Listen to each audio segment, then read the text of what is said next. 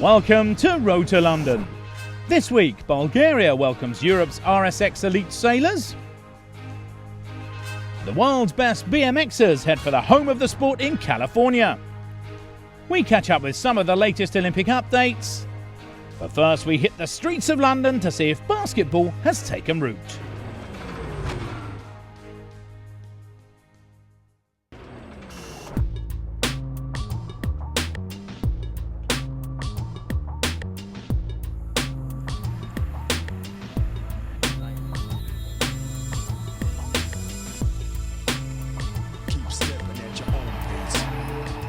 This week, we take a look at the current state of British basketball and some of the key players who are trying to raise awareness of the sport in a country where football is king. With the Olympics just around the corner, the incentive is certainly there, but the obstacles facing the enthusiasts, both at elite and grassroots level, are daunting.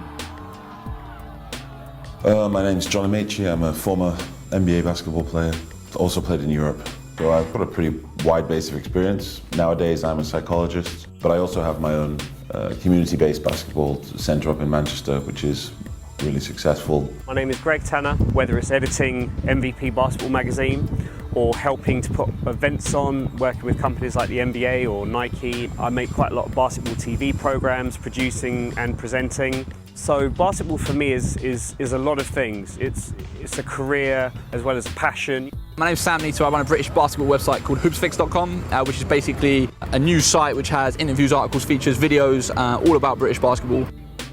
As most people know that's involved with the sport, know that there's no coverage of it, no media coverage. You don't see it in the papers, you don't see it on TV. It's very hard to follow, and I wanted to fill that gap. My name's Tayo Odolaja.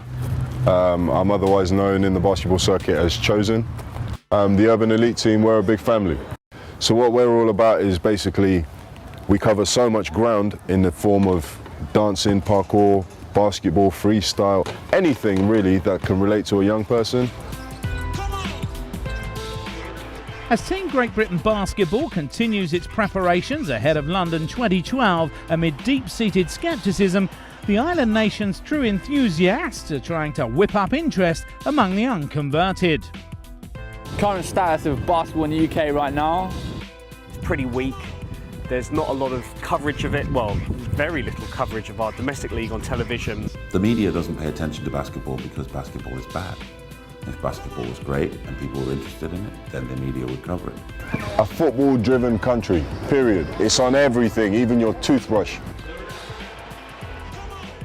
Interest from the general public as well as the media is one big obstacle in establishing the game in the UK, but there are other problems that are even more acute, like making the sport more accessible to the kids on the street.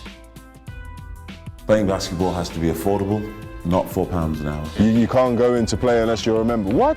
There's free courts, don't get me wrong, but it rains. This is the UK. If the government don't bring the funding, then it's going to go back to square one, which is what I'm worried about. With limited resources available and no real infrastructure in place to take care of any burgeoning basketball talent, the temptation to leave the shores of Great Britain is substantial. Unfortunately, in the UK, if you want to do well, the first thing you need to do is get out of the country.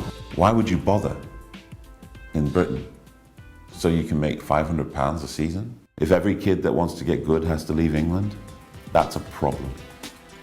A good showing from Great Britain, led by their talisman Luol Deng next year, could be just the lift the sport needs, and judging by the enthusiasm shown by the faithful few on the streets of the UK, there may be a future for British basketball. Give us the facility, give me the time on court, and I will get you the guys every single session.